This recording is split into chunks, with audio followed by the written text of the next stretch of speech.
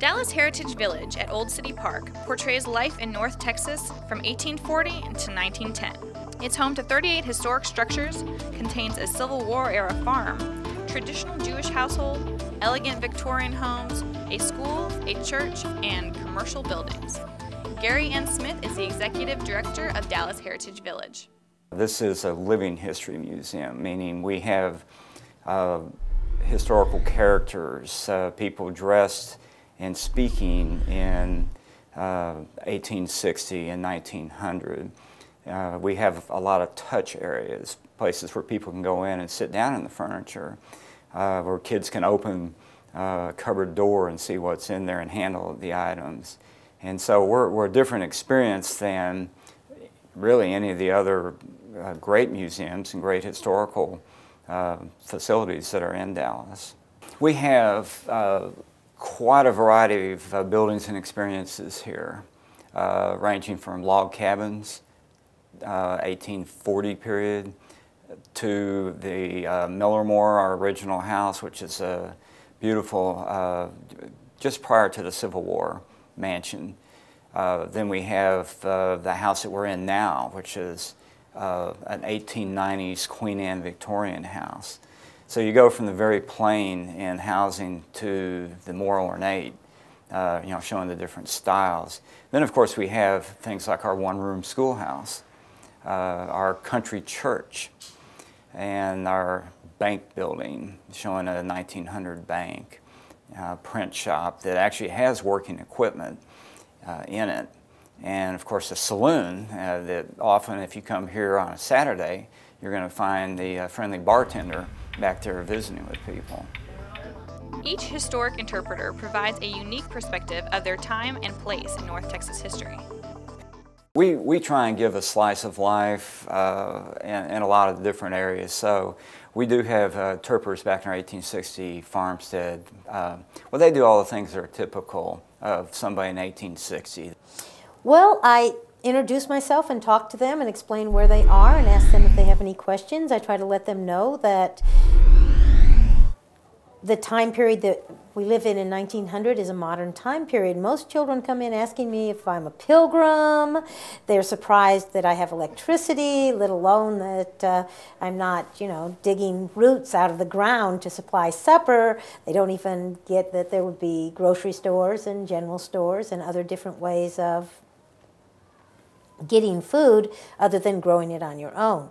So, and that's not just children. That's everyone. And then the children have their own questions. They have questions that we give them so that they can ask, but I encourage them all the time to ask their own questions. And I try to probe them and drop hints and see if they pick them up, and then allow them to come up with their own questions. Mostly what I do here is I talk to visitors and school children about the activities that I am doing. I tell them what I am cooking, how I am cooking it, and why those particular dishes and foods are typical of this time period and of Dallas. I also do a lot of different things. I may cook in the mornings, do laundry in the afternoon, so that if people want to come back, I will explain to them that I'm doing this, they can come back and see something different later.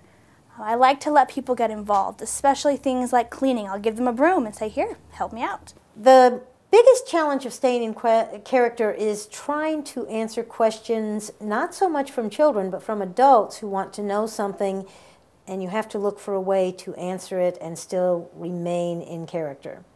The children usually are just picking up that they're even in another time, and they don't generally ask questions that are difficult to answer in character.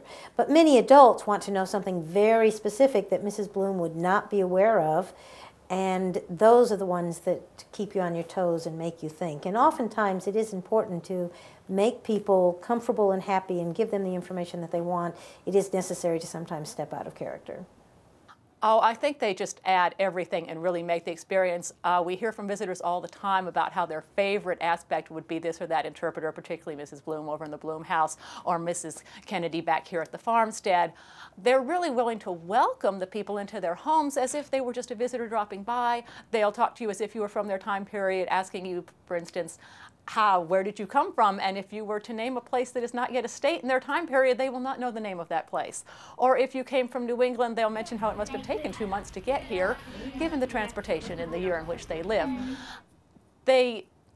They're really the ones that bring life to the people and let our visitors understand exactly what it felt like, including how uncomfortable it might have been to live then, the hard work involved. The interpreters just bring that to them. The school tours are one of our major ways that we reach out to the people of Dallas. We have 30,000 school children a year on average, and they come through in their classes, and they begin with an orientation at the front where we will let them know something about what living history means and how the characters are in a particular year in the past, and we will also introduce them to whatever theme is going on at the time. We have 2 different ones a year.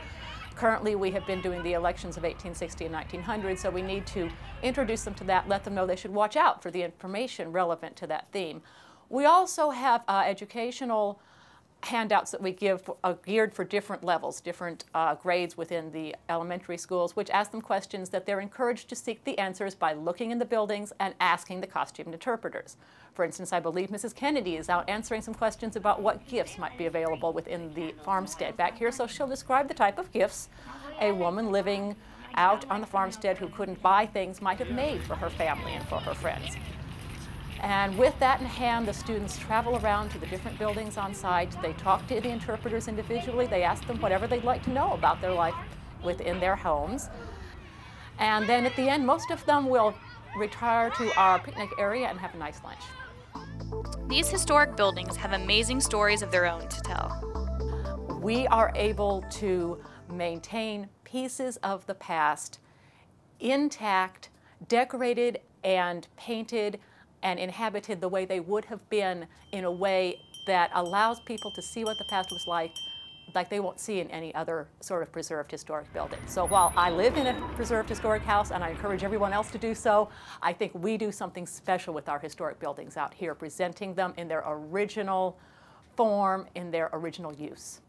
When the visitor leaves here, I hope they have acquired an understanding of just how complex our history here in Dallas is.